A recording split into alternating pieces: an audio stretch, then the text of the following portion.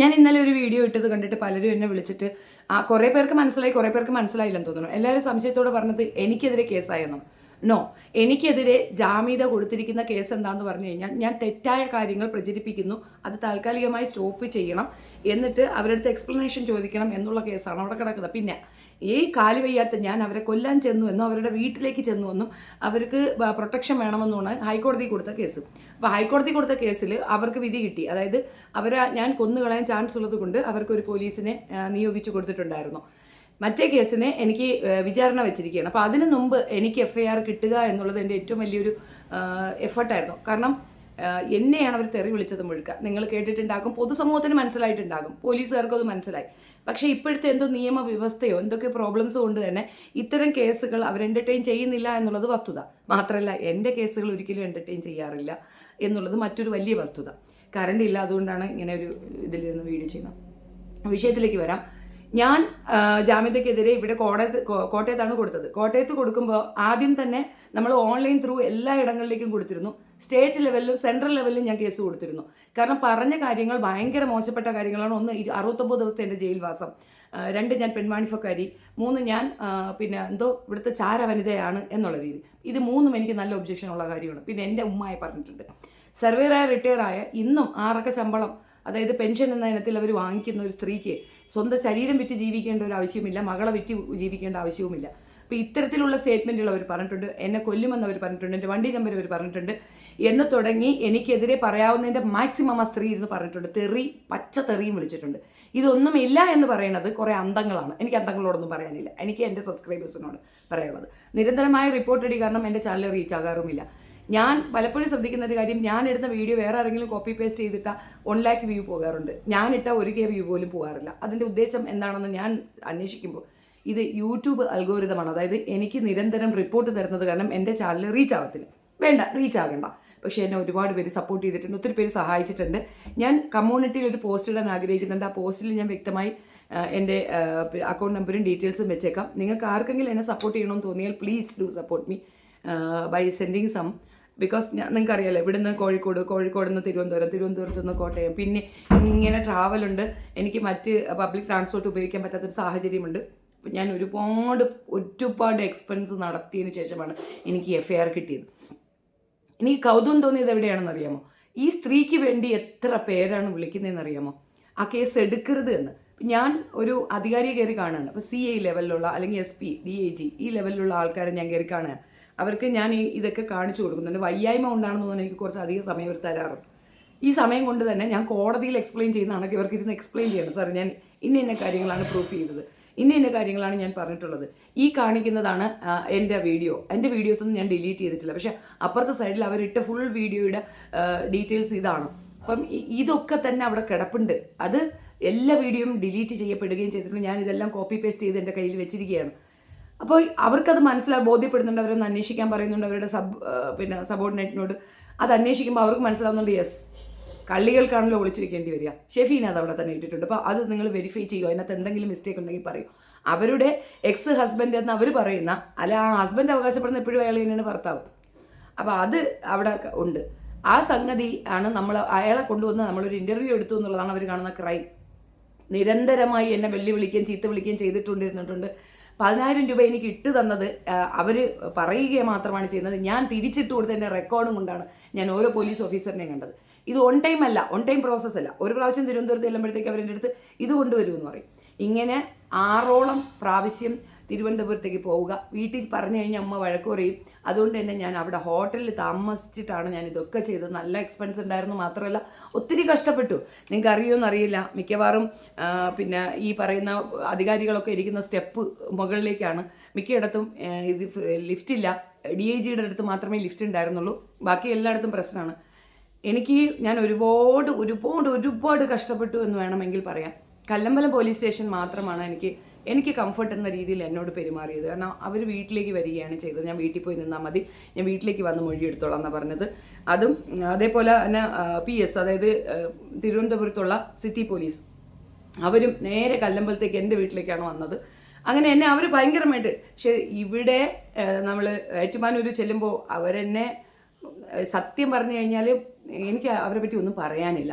അത് പോലീസ് അധികാരികൾക്ക് ഞാൻ പെറ്റീഷൻ ഫയൽ ചെയ്തിട്ടുണ്ട്. വീണ്ടും ഞാൻ പോലീസ് അട്രോസിറ്റി എന്ന് പറഞ്ഞിട്ട് ഒരെണ്ണം ഹൈക്കോടതി കൊടുത്തിട്ടുള്ളത് പോരാതെ ഈ പോലീസ് സ്റ്റേഷനെതിരെ ഞാൻ വീണ്ടും കേസ് കൊണ്ട് കൊടുത്തിട്ടുണ്ട്. എനിക്കറിയില്ല അത് എത്രത്തോളം പ്രാക്ടിക്കലാണെന്നാണ്. പോലീസ് അധികാരികൾക്കെതിരെ പോലീസുകാർക്കല്ലേ കേസ് കൊടുക്കുന്നത്. അപ്പോൾ എത്രത്തോളം പ്രാക്ടിക്കൽ ആവുമെന്ന് എനിക്കറിയത്തില്ല. പക്ഷേ ഞാൻ അനുഭവിച്ച ബുദ്ധിമുട്ടാണ് ഞാൻ നിങ്ങളുടെ അടുത്ത് പറയുന്നത്. കല്ലമ്പലം പോലീസ് സ്റ്റേഷനിൽ നിന്നുള്ള സപ്പോർട്ട് അവരെൻ്റെ CMB ഇടാനാണ് പറഞ്ഞത്. എൻ്റെ ഒരു വാശിയായിരുന്നു എനിക്ക് ഗവൺമെൻറ് സെക്രട്ടറിയിൽ നിന്ന് തന്നെ വേണം. കാരണം ഞാൻ CMB ഇട്ട് കഴിഞ്ഞാൽ പിന്നെ എനിക്കൊരു വക്കീലിനെ ഞാൻ അവിടെ അപ്പോയിൻറ്റ് ചെയ്യണം.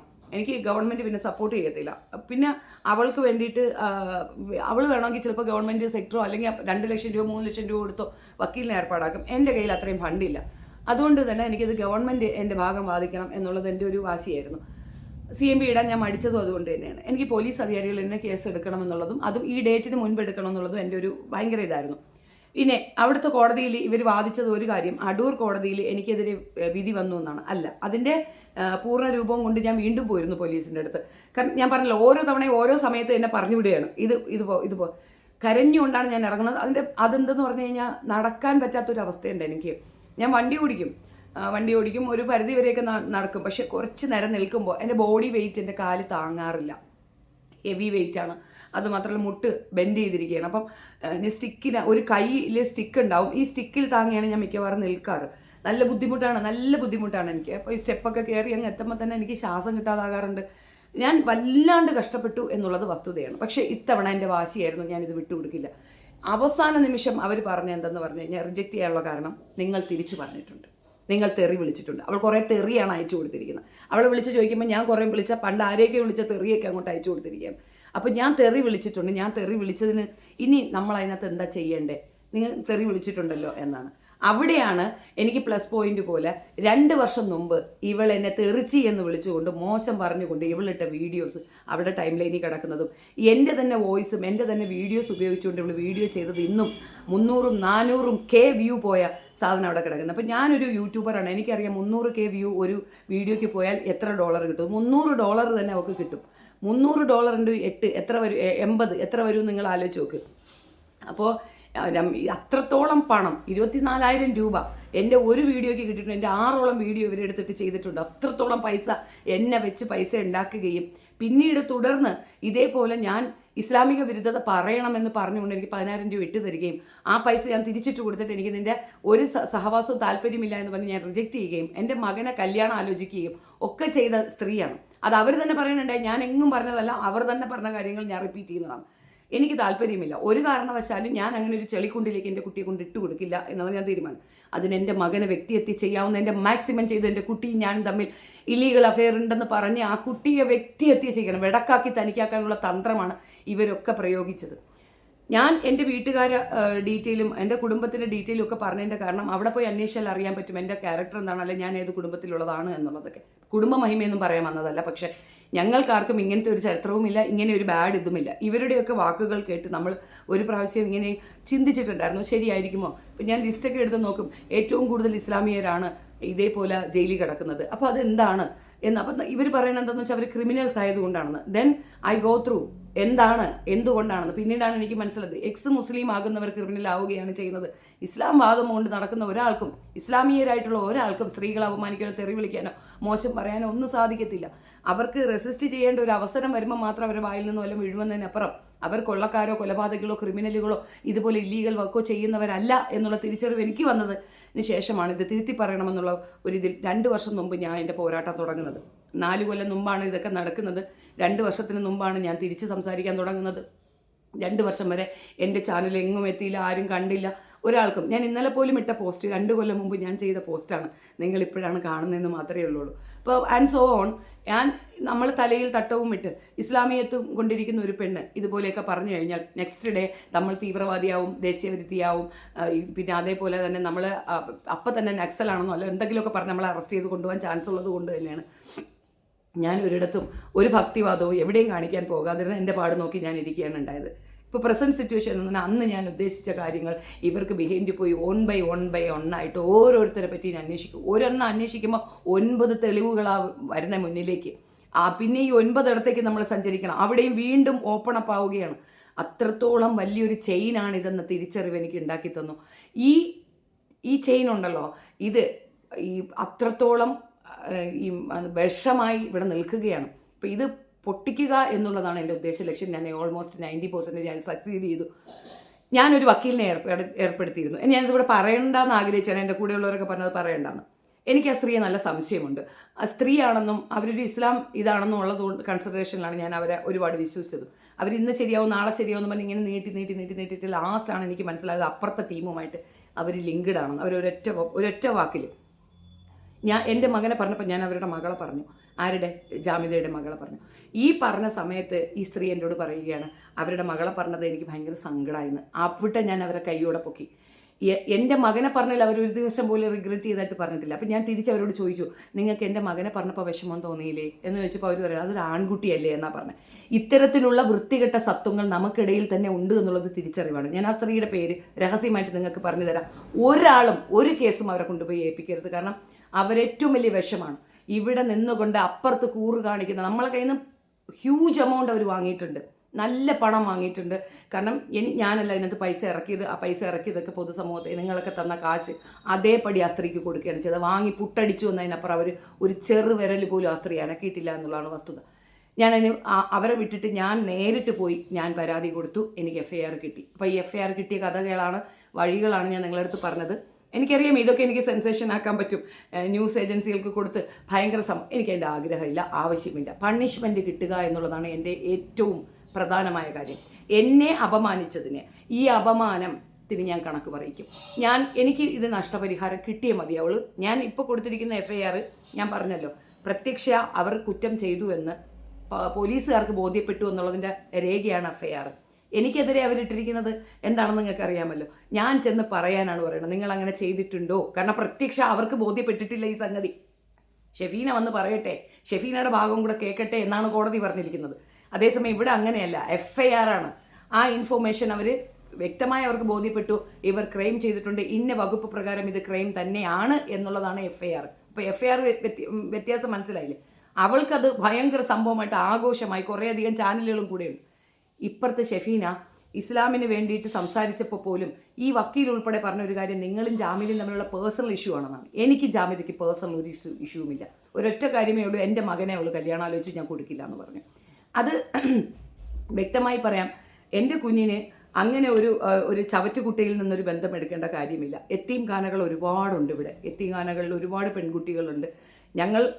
എൻ്റെ മകനൊരു പേരനെയാണ് നോക്കുന്നത്. അവന് ഇണയായി തുണയായി അവൻ്റെ കൂടെ ജീവിക്കാൻ പറ്റുന്ന ഒരു പെൺകുട്ടിയാണ് ഞാൻ നോക്കുന്നത്. അല്ലാതെ ഞാൻ മറ്റൊരു തലത്തിലുള്ള നവോത്ഥാന നായികമാരുടെയൊന്നും മക്കളെയൊന്നും ഞാൻ ആഗ്രഹിക്കുന്നില്ല. അതേപോലെ ബോട്ട് പടക്കവും അതുപോലെ അവളുടെ മകളെയും കൊണ്ടുവന്ന് എൻ്റെ കൊച്ചിനെ തലയിൽ കെട്ടി വയ്ക്കാൻ നോക്കി എനിക്ക് താല്പര്യമില്ല. അത് ഒരു അഹങ്കാരത്തോടു കൂടി തന്നെ ഞാൻ പറയാം, ഈ പറയുന്ന സ്ത്രീകളുടെ ഒന്നും മക്കൾക്ക് അർഹതപ്പെട്ട ആളല്ല എൻ്റെ മകൻ. ഞാൻ കല്യാണം കഴിക്കാൻ നിന്നുപോയാലും ഈ വെറ്റുകൾക്ക് ഒരു കാരണവശാലും ഞാൻ കൊടുക്കത്തില്ല എന്നുള്ളത് എൻ്റെ വാശി തന്നെയാണ്. അപ്പം ഇതാണ് ഒരു പേഴ്സണൽ ഇഷ്യൂ ഉള്ളത്. അത് കൊടുക്കില്ല എന്ന് പറഞ്ഞപ്പോൾ അവിടെ തീർന്നില്ലേ? അതല്ലല്ലോ ഇവിടെ. ഇസ്ലാമിയത്തിനെ പറയുന്നു, തെറ്റായ ധാരണകൾ പ്രചരിപ്പിക്കുന്നു, നമ്മുടെ നാട്ടിൽ നടക്കുന്ന വിശേഷങ്ങളൊക്കെ തന്നെ ഇസ്ലാമിയരുടെ തലയിൽ കൊണ്ടുവന്ന് കെട്ടിവെക്കുന്നു. നുണപ്രചരണമാണ് ആ സ്ത്രീയുടെ മെയിൻ ഇത്. ഇവർക്ക് മുൻപ് പോലീസ് സ്വമേധയാ കേസെടുത്തിട്ടുണ്ട്. കോളേജിൽ നടന്ന ഒരു ഫംഗ്ഷനെ തുടർന്ന് ഒരു പെൺകുട്ടിയെ അവഹേളിച്ചതിന് കേസെടുത്തിട്ടുണ്ട്. അതേപോലെ റിയാസ് മന്ത്രി അദ്ദേഹത്തിൻ്റെ ഭാര്യയെ പറ്റി അദ്ദേഹത്തിനെ പറ്റി പറഞ്ഞതിനെതിരെ കേസെടുത്തിട്ടുണ്ട്. അപ്പം ഇവരുടെ ഒരു ലിസ്റ്റ് എടുത്തു നോക്കുമ്പോൾ കൃത്യമാണ് ഇവരെന്താണ്, ഞാൻ എന്താണ് എന്നുള്ളത്. ഞാനൊരു ക്രിമിനൽ ഇതിനകത്തുമില്ല. 22 വർഷത്തെ എൻ്റെ പ്രവാസത്തിനെ പോലും കളിയാക്കിയാണ് ഇവർ ചെയ്യുന്നത്. ഫിജോ ജോസഫ് എന്ന് പറയുന്ന സ്ത്രീ പറയണു, അവരാണ് എന്നെ കോട്ടയത്ത് കൊണ്ടുവന്നത്, ഞാൻ പട്ടിക്കാട്ടിലാണ് കിടന്നെന്ന്. കല്ലമ്പലം പറകുന്നു പട്ടിക്കാടാണെന്ന് പറയുന്ന ഒരു സ്ത്രീയുടെ വിവരം എത്രയുണ്ട്? എൻ്റെ നാട്ടിൽ അധികം നിന്നിട്ടുമില്ല. വിവാഹം കഴിഞ്ഞുകൊണ്ട് ഞാൻ ഗൾഫിലേക്ക് പോയി. 22 വർഷത്തെ പ്രവാസത്തിന് ശേഷം ഇപ്പോഴാണ് ഞാൻ നാട്ടിൽ വന്നത്. നാട്ടിൽ വരുമ്പോൾ നേരെ കോട്ടയത്തേക്കാണ് വന്നിട്ടുള്ളത്. ഞാൻ വേറെ എങ്ങും പോയി താമസിച്ചിട്ടുമില്ല. എനിക്കവിടെ വീടുണ്ട്, പക്ഷെ ഞാൻ താമസിച്ചിട്ടില്ല. അപ്പോൾ ഈ പറയുന്ന രീതിയിൽ എൻ്റെ അഡ്രസ്സ് ഒരു പ്രശ്നമായി. അവസാനം ഞാൻ വാടകക്കാരെ ഒഴിപ്പിച്ചു. ഞാൻ അവിടെ താമസം തുടങ്ങി. പറകുന്ന വീട്ടിൽ, എൻ്റെ വീട്ടിൽ താമസം തുടങ്ങി. കാരണം വാടകക്കാരുണ്ടെങ്കിൽ പോലീസുകാർ പറയും അവിടെ വാടകക്കാരല്ലേ, നിങ്ങളല്ലല്ലോ. അപ്പോൾ എനിക്ക് അവിടെ നിന്ന് കിട്ടുന്ന ഒരു റവന്യൂ അവിടെ ബ്ലോക്കായി. എനിക്ക് മാസം ഒരു തുക അതിൽ നിന്ന് കിട്ടുന്നുണ്ടായിരുന്നു, അത് ബ്ലോക്ക് ചെയ്യേണ്ടി വന്നു. കാരണം എനിക്കിവിടെ ഞാൻ താമസിക്കുന്നു എന്നുള്ള രേഖ കാണിച്ചാൽ മാത്രമേ എനിക്ക് നീതി കിട്ടുള്ളൂ. കല്ലമ്പലം പോലീസ് സ്റ്റേഷൻ എനിക്ക് വേണ്ടി ഇതുണ്ട്. പോലീസ് അവിടെ വരുമ്പോൾ ഞാൻ അവിടെ ഉണ്ടാവണം. അങ്ങനെ ഒരുപാട് പ്രതിസന്ധികൾ തരണം ചെയ്തിട്ടാണ് എനിക്ക് ഇന്ന് ഈ FIR കിട്ടിയത്. എനിക്കതിൻ്റെ ആ ഒരു സന്തോഷം നിങ്ങളോട് പറയാനൊക്കത്തില്ല. ഞാൻ സ്റ്റേഷനിലേക്ക് ചെല്ലുമ്പോൾ ഞാൻ നേരിട്ടൊന്ന് ഒപ്പിടണമെന്ന് വാശി സിഐക്ക് ദേഷ്യ. സിഐക്ക് ഈ കേസ് എടുക്കാനേ താല്പര്യമില്ലായിരുന്നു. പക്ഷെ പുള്ളിക്ക് അത്രത്തോളം ഞാൻ അവിടെ നിന്നുകൊണ്ട് ഞാൻ പെർഫോമൻസ് നടത്തിയതിൻ്റെ പേരിലാണ് പുള്ളി കേസെടുത്തത്. ഞാൻ പറഞ്ഞു ഒന്നാമത് സുഖമില്ലാത്ത സ്ത്രീയാണ്, എനിക്ക് മെഡിക്കൽ സർട്ടിഫിക്കറ്റ് ഉള്ളതാണ്, എനിക്ക് ഇത്ര തന്നെ പെർസെൻറ്റേജ് നടക്കാൻ പാടില്ലാത്ത ഒരു വ്യക്തിയാണെന്നുള്ള മെഡിക്കൽ സർട്ടിഫിക്കറ്റ് ഉള്ള വ്യക്തിയാണ്. അപ്പം എന്നെ എത്രയും നടത്തിയതിന് തന്നെ അവർക്കെതിരെ കേസെടുക്കാൻ പറ്റും. അപ്പോൾ ഈ കാര്യങ്ങളൊക്കെ ഞാൻ സൂചിപ്പിച്ചപ്പോഴാണ് പുള്ളി പറഞ്ഞത്, ആ വാശിക്കാണ് എൻ്റെ അടുത്ത് പുള്ളി പറഞ്ഞത്, നിങ്ങൾ നേരിട്ട് വന്നാൽ മാത്രമേ ഞാൻ ഈ FIR റിലീസ് ചെയ്യൂ. നമ്പർ പോലും പറയാൻ തയ്യാറാവാതെ അവരെന്നെ ഇട്ട് വട്ടം കറക്കിയത്. ഞാൻ വിട്ട വെളുപ്പിനെ ഇവിടുന്ന് അവിടെ പോയി. നിങ്ങൾ ഓർത്തോണം, ഞാൻ തലേന്ന് മലപ്പുറം പോയിട്ട് വന്നതേ ഉള്ളൂ, ഉറക്കില്ല, ടയേർഡാണ്. ഞാൻ തന്നെയാണ് വാഹനം ഓടിക്കുന്നത്, 2 മക്കൾക്കും എക്സാമാണ്. ഇപ്പോൾ കുഞ്ഞുങ്ങൾ പഠിക്കുന്ന കുട്ടികളെയും കൊണ്ട് ഇങ്ങനെ ചുറ്റാനൊന്നും എനിക്ക് താല്പര്യമില്ലാത്തതുകൊണ്ട് മക്കളെ 2പേരെയും കൊണ്ടുപോകാൻ പറ്റാത്തൊരു സാഹചര്യമുണ്ട്. പിന്നെ അറിയാമല്ലോ, എൻ്റെ ഹസ്ബൻഡ് മരണപ്പെട്ട ആളാണ്, അല്ലെങ്കിൽ എനിക്കൊരു ഡ്രൈവർ സെറ്റപ്പും ഇല്ല. അപ്പോൾ ഞാൻ അവിടെ ചെന്ന് ഭയങ്കര വെയിൽ, മഴ തുടങ്ങുന്നതിന് തൊട്ട് മുമ്പാണ്. എനിക്ക് വണ്ടി പാർക്കിംഗ് ഇല്ല, അടുത്തുള്ള പെട്രോൾ സ്റ്റേഷനിൽ ഞാൻ വണ്ടി പാർക്ക് ചെയ്യണു. അവരാദ്യം വന്ന് ബുദ്ധിമുട്ട് പറഞ്ഞു, രണ്ടാമത് ഞാനൊന്ന് ഇറങ്ങി നിന്ന് കൊടുത്തപ്പോൾ അവർ പറഞ്ഞു ഓക്കെ എന്ന് പറഞ്ഞു. പിന്നെ അത്രയും ദൂരം ആ സ്റ്റിക്കും വെച്ച് ഇപ്പം വീഴും എന്നുള്ള രീതിയിൽ ആ വേദന നിങ്ങൾക്ക് മനസ്സിലാവത്തില്ല. കാരണം ഒരു കൈയില്ലാതെ താങ്ങില്ലാതെ ഞാൻ നടന്നു പോകുക എന്ന് പറയുന്നത് അത്രയും റിസ്ക്കാണ്. പിന്നെ എൻ്റെ ഒരു സുഹൃത്തുണ്ട്, അദ്ദേഹത്തിനെ ഞാൻ വിളിച്ചു വരുത്തി.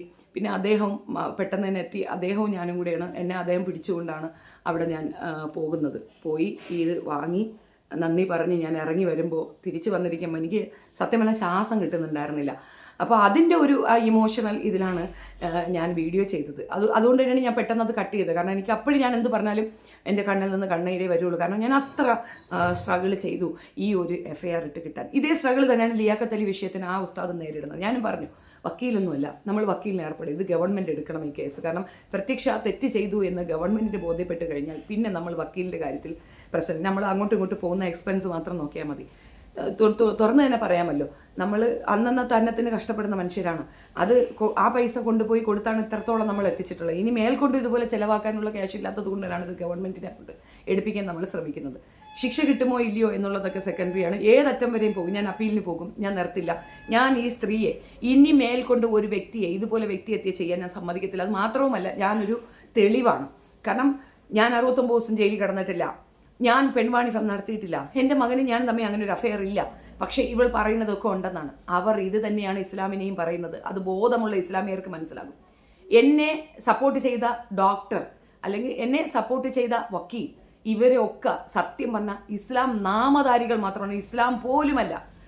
അവർക്കൊന്നും മനസ്സിലാകാത്തൊരു കാര്യം, ഞാൻ ഈ എഫർട്ട് എടുക്കുന്നത് മുഴുക്ക നിങ്ങളുടെ അനന്തരാവകാശികൾ കൂടെ സമാധാനമായിട്ട് ജീവിക്കാനാണ്.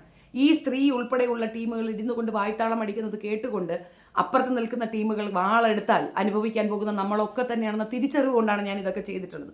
അപ്പം സൊസൈറ്റിക്ക് വേണ്ടിയിട്ട് ഇത്രയും എഫർട്ട് എടുത്ത് നിൽക്കുന്ന എന്നെ അവഹേളിക്കാൻ നിൽക്കുന്നവർക്ക് ഒരു നടുവിരൽ തന്നങ്ങ് നമസ്കരിക്കാനാണ് എനിക്ക് താല്പര്യം തോന്നിയിട്ടുള്ളത്. അപ്പം നിങ്ങൾക്കത് മനസ്സിലാക്കാൻ വേണ്ടിയാണ് ഞാൻ റിപ്പീറ്റഡ് ആയിട്ട് ഒരു വീഡിയോ ചെയ്തത്. തീർച്ചയായിട്ടും ഈ കേസ് FIR ആയതിൽ ഞാൻ വളരെയധികം സന്തോഷിക്കുന്നുണ്ട്.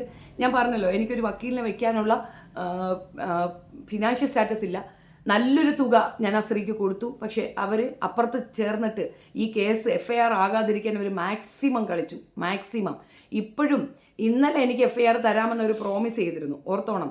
ഞാൻ അവരോട് പറഞ്ഞില്ല ഞാൻ ഇവിടം വഴി നീങ്ങുന്നെന്ന്. പകരം ഇന്നലെ അവരെന്നോട് വിളിച്ച് പറഞ്ഞത് ഇനി എനിക്ക് 13-ാം തീയതിയാണ് ഡേറ്റ് തന്നിരിക്കുന്നതെന്ന്. അത്ര വലിയ നുണച്ചിയാണ് ആ സ്ത്രീ. അപ്പുറത്ത് നിന്ന് പൈസ വാങ്ങി അവർക്കൊപ്പം നിന്നുകൊണ്ട് എന്നെ അവഹേളിച്ച ഈ സ്ത്രീയെ ഞാൻ ബാർ കൗൺസിലിൽ കംപ്ലയിൻറ്റ് കൊടുക്കും. കാരണം എൻ്റെ ടൈം, എൻ്റെ വിലപ്പെട്ട സമയവും എൻ്റെ മാനസികാവസ്ഥ, നിങ്ങൾ കഴിഞ്ഞ കുറേ വീഡിയോസൊക്കെ കാണാം. ഒരു രീതിയിലുള്ള ഒരു ഇൻവോൾവ്മെൻറ്റും ഇല്ലാത്ത പല വീഡിയോസുമാണ് നിങ്ങൾ കഴിഞ്ഞ കുറേ ദിവസങ്ങൾ കണ്ടത്. അതിൻ്റെ കാരണം മറ്റൊന്നുമില്ല, ഞാൻ വല്ലാണ്ട് പരാജിതയായിരുന്നു. ഈ നിയമവ്യവസ്ഥയിൽ എനിക്ക് വേണ്ടിയിട്ടൊന്നുമില്ലേ, ഞാനൊന്നുമല്ലേ, എൻ്റെ ഇത്രത്തോളം അവഹേളിച്ചിട്ട് തിരിച്ചൊരു വാക്ക് പറയാനുള്ള സാവകാശം പോലും എനിക്ക് തരാതെ എന്നെ വിലക്കുന്നൊരു രീതി, എന്നെ കൊല്ലുമെന്നും എന്നെ വെട്ടുമെന്നും എന്നെ വീട്ടിൽ കയറി അടിക്കുമെന്നും എൻ്റെ വണ്ടി നമ്പർ വിളിച്ചു പറഞ്ഞിട്ട് അവർക്ക് പ്രൊട്ടക്ഷൻ പോലീസ് കൊടുക്കുമ്പോൾ ഈ രാജ്യത്തെ നിയമവ്യവസ്ഥയെ എനിക്ക് വല്ലാണ്ട് വിഷമം വന്നിരുന്നു എന്നുള്ളതാണ് വസ്തുത. അപ്പോൾ ആ വിഷമമാണ് നിങ്ങൾ ഇന്നലെ കണ്ടത്, അല്ലാതെ എൻ്റെ പരാജയമല്ല നിങ്ങൾ കണ്ടത്. ഞാൻ ഇന്നലെ ജയിച്ച് കയറി നടന്നു കയറി എന്നുള്ളതാണ്. ഇതേ സാധനം തന്നെയാണ് അടൂർ സ്റ്റേഷനിൽ നടന്നിട്ടുണ്ടായിരുന്ന, അടൂർ കോടതിയിൽ നടന്നിട്ടുണ്ടായിരുന്ന, മുനിസിപ്പൽ കോടതിയിൽ. പക്ഷേ എനിക്ക് അവിടെ അസീസ് വക്കീൽ എനിക്ക് വേണ്ടിയിട്ട്, നിഖിൽ അസീസ് എന്നാണ് അദ്ദേഹത്തിൻ്റെ പേര്, ഒന്നും പറയാനില്ല. അദ്ദേഹമാണ് എനിക്ക് വേണ്ടി, ഞാൻ ഒരു ദിവസം പോലും കോടതി പോകേണ്ടിയിരുന്ന അദ്ദേഹം എനിക്ക് വേണ്ടി പെർഫെക്റ്റ് ആയിട്ട് അത് നന്നായി വാദിച്ചു.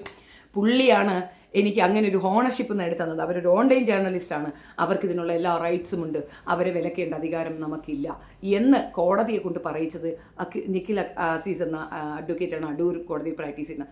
അദ്ദേഹം ഈ ജനം ടി വിയെ വിളിച്ചിട്ട് പറഞ്ഞിട്ടുണ്ടായിരുന്നു, നിങ്ങൾ റോങ് മെസ്സേജാണ് കൊടുക്കുന്നത്, ഞാനാണ് ആ കേസ് വാദിച്ചത്, ഞാൻ ജയിച്ച കേസാണത്, അനാവശ്യമായി ഇതുപോലെ വൃത്തികേടുകൾ വിളിച്ച് പറയരുത് എന്ന്. അപ്പം കള്ളം പറഞ്ഞുകൊണ്ട് രക്ഷപ്പെടാമെന്ന് വിചാരിക്കുന്നവർ, ഒരു വ്യക്തിയെ കളവ് പറഞ്ഞുകൊണ്ട് വ്യക്തി അധിക്ഷേപം നടത്തി ഒതുക്കാമെന്ന് വിചാരിക്കുന്നവർക്കുള്ള തിരിച്ചടിയാണ് ഈ FIR എന്നാണ് പറഞ്ഞതിൻ്റെ ചുരുക്കം.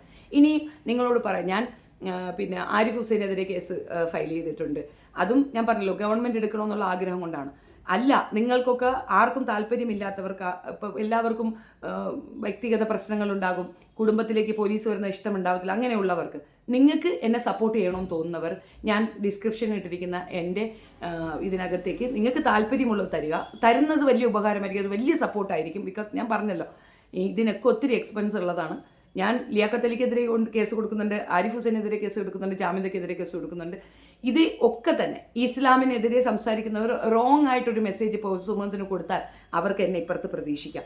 അറ്റ് എനി കോസ്റ്റ് എൻ്റെ ഹെൽത്ത് ഇഷ്യൂ പോലും കൺസിഡർ ചെയ്യാതെ ഞാൻ ഇവർക്കെതിരെ ശക്തമായി നിലകൊള്ളും എന്നുള്ളതാണ്. ഇനി നിങ്ങൾ ആരും പേയ്മെൻറ്റ് തന്നില്ലെങ്കിൽ പോലും ഞാൻ കഷ്ടപ്പെടുന്ന തുകയിൽ ഒരു തുക ഞാൻ ഈ നല്ല കാര്യത്തിന് വേണ്ടി നീക്കി വയ്ക്കും എന്നുള്ളത് എൻ്റെ വാശിയാണ്. അത് നിങ്ങളെ ഒന്ന് അറിയിച്ചു എന്ന് മാത്രമേ ഉള്ളൂ. ഒത്തിരി പേര് എൻ്റെ അടുത്ത് അക്കൗണ്ട് നമ്പർ ഇൻബോക്സിൽ ചോദിച്ചിട്ടുണ്ടായിരുന്നു. അപ്പോൾ എല്ലാവർക്കും വേണ്ടിയിട്ട് ഞാൻ പബ്ലിക്കിൽ ഇത് ഇടാമെന്ന് വെച്ചു. ഇത് ഞാൻ എൻ്റെ കമ്മ്യൂണിറ്റി പോസ്റ്റിലും ഇട്ടേക്കാം. നിങ്ങൾക്ക് താല്പര്യമുള്ളവർക്ക് എന്നെ സപ്പോർട്ട് ചെയ്യുന്നുള്ളവർ സപ്പോർട്ട് ചെയ്യുക. ആൻഡ് ഇതൊരു ഗുഡ് ന്യൂസ് ആണ്. ഞാൻ കരഞ്ഞത് എൻ്റെ അത്രയും ദിവസത്തെ ഒരു ഓൾമോസ്റ്റ് 3 months എൻ്റെ വേദനയാണ് നിങ്ങൾ എൻ്റെ കണ്ണുകളിൽ കൂടെ കണ്ടത്. അപ്പോൾ അത് കഴിഞ്ഞു. ഇനി തുടർന്ന ദിവസങ്ങളിലുള്ള വിശേഷങ്ങൾ ഞാൻ നിങ്ങളെ അറിയിക്കുന്നതായിരിക്കും. എന്നെ സപ്പോർട്ട് ചെയ്തവർക്ക് നന്ദി. പിന്നെ ഈ കൂടെ ഒരുത്തി വന്ന് ഐഷ എന്ന് കമൻ്റ് ഇടുന്നു. ഐഷ ഞങ്ങളുടെ അഭിമാനമാണ്. മുഹമ്മദ് നബിയെക്കുറിച്ച് ഏറ്റവും നന്നായി പറഞ്ഞ സ്ത്രീയാണ് ഐഷ എന്ന് പറയുന്നത്. അപ്പോൾ ആ പേരിൽ നിങ്ങൾ എന്നെ വിളിക്കുന്നുണ്ടെങ്കിൽ I am very happy for that. എൻ്റെ പേര് മാറ്റി എനിക്ക് ഐഷ എന്നാക്കാൻ പറ്റുമെങ്കിൽ ഞാനതാക്കും. കാരണം എനിക്ക് അത്രയും ഇഷ്ടമുള്ള പേരാണ്. എൻ്റെ വാപ്പായുടെ സഹോദരിയുടെ പേരും ഐഷ എന്ന് തന്നെയാണ്. അപ്പോൾ അങ്ങനെയുള്ള ആ പേര് എനിക്ക് ഭയങ്കര ഇഷ്ടമാണ്. നിങ്ങൾ എന്നെ അങ്ങനെ തന്നെ വിളിച്ചോളൂ. അത് ഞങ്ങൾക്ക് അപമാനമാണ് നിങ്ങൾക്ക് തോന്നുന്നത് നിങ്ങളുടെ ഉള്ളിലുള്ള ആ വൃത്തികേട് കൊണ്ടാണ്. 100 നൂറ്റാണ്ട് മുമ്പ്, അതായത് 100 വർഷങ്ങൾക്ക് മുമ്പ് വരെ പൊടിമക്കളെ ബ്രാഹ്മണന്മാർക്ക് കെട്ടിച്ചു കൊടുത്തിരുന്ന ചരിത്രമുള്ള നിങ്ങൾക്ക് നാണമില്ല ഇത് പറയാനെന്ന് മാത്രമേ എൻ്റെ ചോദ്യമുള്ളൂ. അപ്പോൾ ആ കാര്യങ്ങളിലേക്കൊക്കെ ഞാൻ പിന്നീട് വരാം. തൽക്കാലം ഇത്രയും ഉള്ളൂ. ഇതൊരു ഇൻഫർമേഷൻ പാസ് ചെയ്യാൻ വേണ്ടി ചെയ്ത വീഡിയോ ആണ്. FIR രജിസ്റ്റർ ചെയ്തിട്ടുണ്ട് ഇവർക്കെതിരെ. പിന്നെ ജസ്ന സലീമിൻ്റെ FIR ഓൾറെഡി രജിസ്റ്റേർഡ് ആണ്. ഇത് രജിസ്റ്റർ ആയിട്ട് 3 ദിവസം, 20-ാം തീയതി രജിസ്റ്റർ ചെയ്ത FIR ആണ് എൻ്റെ കയ്യിലിരിക്കുന്നത്. ജസ്ന സലീമിനെതിരെയുള്ളത് മുൻപേ രജിസ്റ്റർ ആയിട്ടുണ്ട്. ഇനി അതിൻ്റെ മൊഴി കൊടുക്കൽ ചടങ്ങ് മാത്രമേ ഉള്ളൂ. അതിനുശേഷം കൃത്യമായി എടുക്കും. ഞാൻ വിക്റ്റിമാണ്. കാരണം അത്രത്തോളം എൻ്റെ കുട്ടിയെയും എന്നെയും അവൻ പച്ച അപരാധമാണ് അയാൾ പറഞ്ഞിട്ടുള്ളത്. അത് മാത്രമല്ല, അതിനുശേഷം ഈ ബസ്സുകാർക്ക് അസോസിയേഷൻ ഉണ്ടെങ്കിൽ അവരെ ഞാൻ കാണുന്നുണ്ട്. ഇവൻ എവിടെ തൊഴിൽ കൊടുത്താലും ഞാൻ അവിടെ വില നോക്കി. അവൻ്റെ തൊഴിൽ നിഷേധിക്കുക എന്നുള്ളതല്ല എൻ്റെ ഉദ്ദേശ ലക്ഷ്യം. ഒരാളും സെക്യൂർ അല്ല. ഇവൻ ഓടിക്കുന്ന വണ്ടിയിൽ കൊച്ചുമക്കൾ കയറുകയോ പെൺകുട്ടികൾ കയറുകയോ ഇവൻ്റെ കണ്ണ് മുഴുക്ക മറ്റൊന്നാണെന്നുള്ളതിൻ്റെ തെളിവാണ് ആ പറഞ്ഞ സംഗതി. അപ്പം അതുമായി ഞാൻ മുൻപോട്ട് പോകും. ഒരു കേസിൽ മാത്രം ഒതുങ്ങുന്നതല്ല എൻ്റെ യുദ്ധം എന്നുള്ളതാണ് ഞാനിവിടെ പറഞ്ഞു വയ്ക്കാൻ ആഗ്രഹിക്കുന്നത്. ജസ്ന സലീം എന്ന് പറയുന്ന ലേഡിക്ക് ചിത്രം വരയ്ക്കാനുള്ള സ്വാതന്ത്ര്യമുണ്ട്. പക്ഷേ വ്യക്തി അധിക്ഷേപം അത്രത്തോളം മോശമായ രീതിയിൽ ആ സ്ത്രീ അധിക്ഷേപിച്ച് തള്ളുന്നുണ്ടായിരുന്നു. അത് എന്നെ മാത്രമല്ല, പ്രിയയെ, ലസീതയെ ഒക്കെ പറയുന്നുണ്ടായിരുന്നു. ഈ പാർട്ടിയോ അല്ലെങ്കിൽ രാഷ്ട്രീയമോ ഒക്കെ മാറ്റി നിർത്തിയിട്ട് ഈ സ്ത്രീകളെ ഇട്ട് ഉപയോഗിക്കുന്ന വൃത്തികേട് പറയുന്നവർക്കെതിരെയാണ് എൻ്റെ ആദ്യത്തെ സമരം. അതിനുശേഷം മാത്രമേ മറ്റെന്തിലേക്കും എൻ്റെ കൺസേൺ വരികയുള്ളൂ. ഞാൻ ഇതിലേക്ക് പൂർണ്ണമായി ഇറങ്ങാനുള്ള കാരണം ആരിഫ് ഹുസൈനാണ്. ആരിഫ് ഹുസൈൻ നമ്മുടെ കമ്മ്യൂണിറ്റിക്കെതിരെ, അതായത് മദ്രസകൾക്കെതിരെ നടത്തിയ ഒരു സ്റ്റേറ്റ്മെൻറ്റിനെ പറ്റി ഞാനൊരു പെറ്റീഷൻ കൊടുത്തിട്ടുണ്ടായിരുന്നു. എനിക്കറിയാം ഒത്തിരി പേര് അതിന് ജോയിൻറ്റ് പെറ്റീഷൻ കൊടുത്തിട്ടുണ്ട്, ഒത്തിരി പേര് റെസിപ്റ്റ് തന്നിട്ടുണ്ട്. സോ ഞാൻ വർക്കിംഗ് ഓൺ ഇറ്റ്. അത് കുറച്ച് ദിവസത്തിനുള്ളിൽ ഞാനത് ഫയലാക്കും. തീർച്ചയായിട്ടും അതിന് ആക്ഷൻ ഉണ്ടാകും. നിങ്ങളുടെ എല്ലാവരുടെയും സപ്പോർട്ട് ഞാൻ പ്രതീക്ഷിക്കുന്നു. നന്ദി. എൻ്റെ വീഡിയോസിന് നല്ല പ്രോബ്ലംസ് ഉള്ളത് കൊണ്ട് തന്നെ നിങ്ങൾ മാക്സിമം കമൻ്റ് ഇടുക. ഒരു കമൻസും വാല്യുബിൾ ആണ്. ആ കമൻസിൽ കൂടെ കുറച്ചധികം പേർക്ക് അറ്റൻഷൻ കിട്ടും. എൻ്റെ വീഡിയോ റീച്ച് ആവുകയും ചെയ്യും. ലൈക്കും ചെയ്യണം, ഷെയറും ചെയ്യണം. സബ്സ്ക്രൈബ് ചെയ്തിട്ട് കാണുകയാണെങ്കിൽ വലിയ ഉപകാരമായിരിക്കും. നന്ദി.